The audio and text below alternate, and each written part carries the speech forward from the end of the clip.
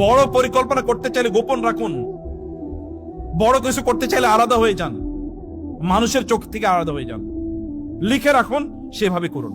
আপনি প্রকাশ যখন করে দেন তখন আর ওই কাজটা হয় না, তখন আর ওটা করতে পারেন, কারণ শয়তান আছে, শত্রুরা আছে এবং মানুষের চোখ আছে। স্বপ্ন দেখুন, স্বপ্নটা নিজের মাঝে রাখুন। বাচ্চাদের কিনে স্বপ্ন দেখুন, নিজের মাঝে রাখুন, বলে বলে বেড়াবেন না। নেয়ামতের কথা এত বেশি বলতে নাই, আল্লাহ শুকর দেখুন। সাবধান, শব্দ উচ্চারণ ইজ ভেরি ইম্পর্টেন্ট। শব্দ উচ্চারণ যাবে না। এই যে মায়েরা অনেক সময় রাগান্বিত হয়ে তোমারে দিয়ে কিচ্ছু হবে না, বাবারে দিয়ে বলছে তুই যে হাল চাষ কর, ও পরে হাল চাষই করবে। কারণ আপনি কেন কথা বললেন? ছেলে বলছে হে আমার প্রিয় বাবা, এবার বাবা বলতেছে হে আমার প্রিয় সন্তান। ইয়া বুনাইয়া, নট ইয়া ইবনি। ইবনুন মানে সন্তান, ছেলে, কিন্তু বুনাইয়া মানে হচ্ছে প্রিয়তম সন্তান। হে আমার প্রিয়তম সন্তান, লা তাকসুস রুইয়াকা আলা ইখওয়াতিকা ফায়াকিদু লাইকা কাইদা। তোমার স্বপ্নের কথা তোমার ভাইদেরকে বলো না, তোমার ভাইরা তোমার বিরুদ্ধে চক্রান্ত করতে পারে। বাবা দেখে দূরদর্শী হওয়া লাগে, মা দেখে দূরদর্শী হওয়া লাগে। দেখতে হয় যে কি হতে পারে, কি কি সম্ভাবনা আছে, এটা দেখতে হয়। কেবল সন্তান জন্ম দেওয়ার মধ্যে কোনো সফলতা নেই। সন্তান কিন্তু গরু ছাগল জন্ম দেয়, ওই বনের প্রাণীগুলো সন্তান জন্ম দেয়। সন্তান জন্ম দেওয়ার মধ্যে কোনো এর মধ্যে কোনো সফলতা নাই, এর মধ্যে কোনো অর্জন নাই, বড় অর্জন নাই। বড় অর্জন হলো আপনি তাদেরকে মানুষ বানাইছেন কিনা। কারণ ওরা তো আল্লাহর বান্দা হিসেবে দুনিয়াতে এসে, ওরা ইনোসেন্ট হিসেবে দুনিয়াতে এসে, আমরা তাদেরকে ইনোসেন্ট হিসেবে রাখতে পারছি কিনা, আমরা ওদেরকে ভালো মানুষ বানাতে পারছি কিনা, ওদেরকে সফল মানুষ বানাতে পারছি কিনা, এটা হচ্ছে আমাদের জন্য দেখার একটা বড় ইস্যু। এখানে এই বাচ্চারা, আপনাদের বাচ্চারা আছে, আপনাদের বাচ্চারা কিন্তু মানব জাতির জন্য দায়িত্বপ্রাপ্ত, মানব জাতির মুক্তির জন্য দায়িত্বপ্রাপ্ত। একটা মুসলিম বাচ্চা মানে কি গোটা মানব জাতিকে মুক্তির দেয়ার মধ্যে সেই সামর্থ্য নিয়ে তারা আসে। কিন্তু পিতামাতা তাদেরকে বলেছেন বাবা মা তাকে ইহুদি বানায়, খ্রিস্টান বানায়, অথবা কি মূর্তি পূজক, অগ্নি পূজক বানায়, পিতামাতা বানায়, মাজুসি বানায়। এটা পিতামাতার ব্যর্থতা, তাদের দায়। বাবা বললেন তোমার গল্পের, তোমার এই ঘটনাটা তুমি তোমার ভাইদেরকে বলো না। ফায়াকিদু লাইকা কাইদা। কারণ কি? ইন্না শাইতানা লাকুম আদু মুবিন। কারণ শয়তান তো লিল ইনসানি আদু, শয়তান তো আছে, শয়তান বড় শত্রু, শয়তানটা বড় দুর্ঘটনা ঘটিয়ে ফেলবে। আমরা দেখুন প্রিয় বোনেরা, আপনারা যখন আপনার স্বামীদেরকে নিয়ে গিয়েছেন কোনো একটা চাইনিজ হোটেলে, অথবা কোথাও ঘুরতে গিয়েছেন, কক্সবাজারে গিয়েছেন, অথবা আপনি গিয়েছেন দেশের বাইরে, যত জায়গায় যান সব ছবি তুলে কিছুক্ষণ পর পরে সোশ্যাল মিডিয়াতে দেন। কারণ কি? ঘটনা কি? এটা একটা হ্যাপি মোমেন্ট। আপনি কি সারা বছরই হ্যাপি থাকেন নাকি? আপনি কি প্রতিদিনই খাইতে যান ডাইনে ইয়েতে, কোন ভালো রেস্টুরেন্টে? আজকে এখানে এসছেন ইমানুয়েলসে, এখন এখানে ছবি তুলে সোশ্যাল মিডিয়া দিতে, আপনি কি প্রতিদিন এখানে আসেন নাকি? আপনার হ্যাপি মোমেন্ট গুলো কেন অন্যদের সাথে শেয়ার করেন? আপনি জানেন না মানুষের চোখ লাগে, আপনি জানেন না মানুষের মুখ লাগে। আপনারা এখন বলেন আপনাদের বাচ্চাগুলো দুষ্ট হয়ে যাচ্ছে। আপনাদের বাচ্চাগুলো কেন দুষ্ট হয়ে যায়? মানুষের চোখ লেগেছে, আপনি জানেন না তো। আপনি তার সুন্দর ছবিটা সোশ্যাল মিডিয়াতে দিয়ে দিয়েছেন, 10 জন লোক আছে এটা দেখার পরে লোক চোখ লেগে দিয়েছে। চোখ কি কেবল সামনাসামনি লাগে? চোখ কি দূর থেকে লাগে না? চোখ দূর থেকেও লাগে। এটা কেন আপনি দেবেন? আপনি সুন্দর করে জামা কাপড় পরে এরপরে সোশ্যাল মিডিয়াতে একটা ছবি দিয়ে দিলেন কেন? কারণটা কি?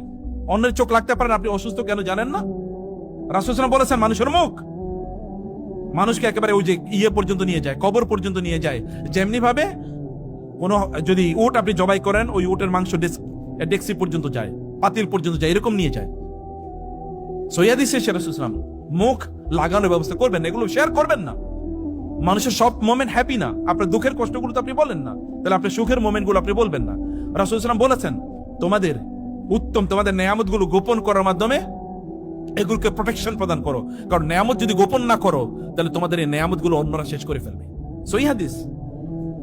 এবং অনেকে দেখবেন কোন একটা কাজ করব, কাজ করার আগে ঘটা করে চারিদিকে জানিয়ে দেয়। আমার ব্যক্তিগত জীবনে দেখেছি, কোন একটা কাজ করব এটা আগেই যখন ঘটা করে জানিয়ে দেয়, ওই কাজটা আর হয় না, কারণ মানুষের মুখ লেগে যায়। আপনি গোপন করে রাখুন। রাসূল সাল্লাল্লাহু আলাইহি ওয়াসাল্লাম বলেছেন তোমরা তোমাদের বড় পরিকল্পনাগুলো গোপন রেখে তারপরে এটাকে আল্লাহর কাছে সাহায্য চাও, তাইলে তোমরা এই কাজগুলো করতে পারবা। আপনি প্রকাশ যখন করে দেন তখন আর ওই কাজটা হয় না, তখন আর ওটা করতে পারেন, কারণ শয়তান আছে, শত্রুরা আছে এবং মানুষের চোখ আছে, মানুষের মুখ আছে। তিনি বললেন তোমার ভাইদেরকে বলো না, তারা আপন ভাইদেরকে বলো না। আর আপনারা কার কাছে বলেছেন? সোশ্যাল মিডিয়াতে সব আপনার বন্ধু? তা তো না। আপনি যে এখানে দিচ্ছেন সব কি আপনার বন্ধু? এবং এই কারণে দেখবেন আপনারা দেখেন নাই যে কিছুদিন আগে বিভিন্ন জায়গায় এরকম দেখা যায়, স্বামী স্ত্রী খুব ভালোভাবে জীবন যাপন করতেছিল, এই সকল ছবি সোশ্যাল মিডিয়াতে দিয়েছে, কয়েকদিন পরে ডিভোর্স হয়ে গেছে। কেন যে ডিভোর্স হয়েছে কেউ জানে না, এমনকি গতকালও জানতাম না যে তারা ডিভোর্স হয়ে যাবে, আজকে ডিভোর্স হয়ে গেছে। অসংখ্য ঘটনা আমি এরকম জানি, অসংখ্য। আমাদের কাছে এগুলো তথ্য আছে। অতএব প্রিয় ভাইরা বোনেরা, আপনাদের সন্তানদের বা আপনাদের হ্যাপি মোমেন্ট গুলো, যেমন ইউসুফকে তার বাবা বলেছেন তোমার এই হ্যাপি মোমেন্টটা ভাইদের সাথে শেয়ার করো না, তাহলে তারা তোমাদের বিরুদ্ধে পরিকল্পনা করবে। এগুলো করার দরকার নাই।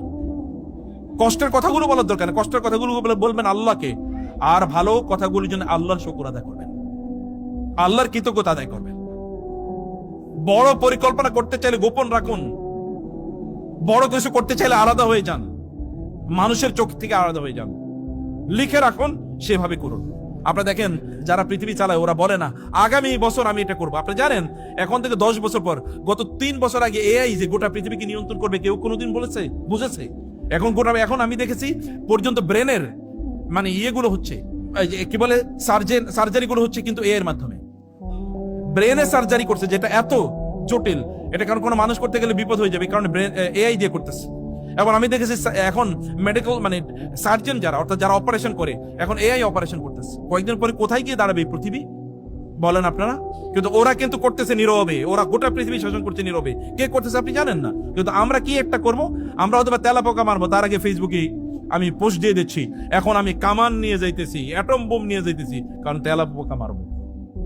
অবস্থাটা এরকম, এই কারণে কোনো কাজ হয় না আমাদের দিয়ে, মুসলমানদেরকে দিয়ে কোনো কাজ হয় না।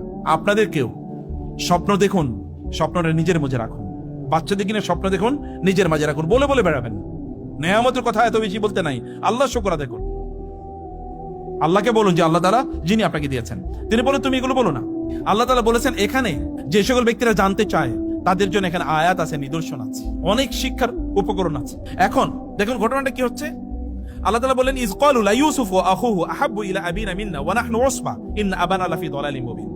ইউসুফের ভাইরা এবার 11 ভাই একত্রিত হলো, 10 ভাই, 11 ভাই না, ছোটজন তো তার ছোট ভাই, 10 ভাই এবার একত্রিত হলো এবং তারা বলল চলো আমরা ইউসুফকে হত্যা করি, অথবা তাকে কি এমন একটা দেশে তাকে ফেলে নিয়ে আসি যেন বাবা এখন কেবল আমাদেরকে ভালোবাসে। বাবারা ভালো করে শুনুন, মায়েরা ভালো করে শুনুন, এটা একটা জটিল একটা জায়গা।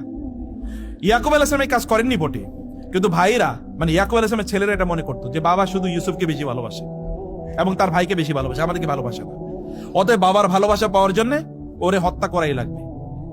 আমরা কখনো কখনো আমাদের বাচ্চাদেরকে হত্যাকারী বানাই। কিভাবে বানাই জানেন? এখনো আমাদেরকে, গত 2 দিন আগে একজন আমাদেরকে প্রশ্ন করলো, কোন একটা জায়গায় আমি আলোচনা করেছিলাম পিতামাতার প্রতি অনুগত থাকা, পিতামাতা ইত্যাদি। তো বলে স্যার আমার মার প্রতি সাথে কি বাবার সাথে কি আমি ভালো আচরণ করবো আমার মা বাবার সাথে? বলে কেন? বলে আমার মা বাবা আমার ওই ভাই বোনদেরকে এত পরিমাণ ফেভার করে যে আমাকে কোনো ফেভারই করে না, এবং এই কারণে আমি বাসা থেকে বের হয়ে গেছি, আমি এখন বাসায় থাকি না, এখন আমি তার সাথে যোগাযোগ করি না। আপনি যে বলতেছেন যোগাযোগ না করলে, কথাবার্তা না বললে আমরা বরকত শূন্য, বা আমার কি করা উচিত?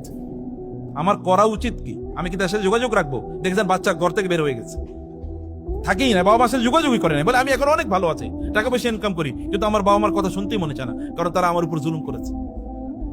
সন্তানদেরকে ভালোবাসার ক্ষেত্রেও মুহাম্মদ রাসূলুল্লাহ একমাত্র ব্যক্তি মানব ইতিহাসে যিনি সন্তানদেরকে ভালোবাসার ক্ষেত্রে জাস্টিস করতে বলেছেন। রাসূলুল্লাহ সাল্লাল্লাহু আলাইহি ওয়াসাল্লাম বসেছিলেন, এর মধ্যে একজন সাহাবী তার পাশে বসা ছিল, তার একটা ছেলে এসছে, ছোট ছেলে। আসার পরে রাসূলুল্লাহ সাল্লাল্লাহু আলাইহি ওয়াসাল্লাম দেখলেন উনি ওই ছেলেটাকে কি করেছেন, চুমু দিয়েছেন, চুমু দিয়ে তার কোলে বসিয়েছেন। এরপরে তার ছোট মেয়েটা এসছে, মেয়েটা আসার পরে তাকে চুমু দেন নাই, কোলেও বসান নাই, পাশে দাঁড়া করে রেখেছেন। রাসূল বললেন তুমি এই দুজনের মধ্যে কি করো নাই? ইনসাফ করো নাই, আদল করো নাই, চুমু দেওয়ার মধ্যে আদল করে নাই। এই মানুষ কোথায় পাবেন আপনি? এই দিন কোথায় পাবেন আপনি? ওটা চুমু দেওয়ার মধ্যে তুমি আদর করো না। ওকে চুমু দিয়েছো, তাকেও চুমু দাও, তাকে কোলে বসেছো, তাকেও কোলে বসাও, এটাই আদল। যদি ইমোশনাল ইস্যুতে যদি জাস্টিস করতে হয়, তাহলে অর্থনীতির ইস্যুতে কিভাবে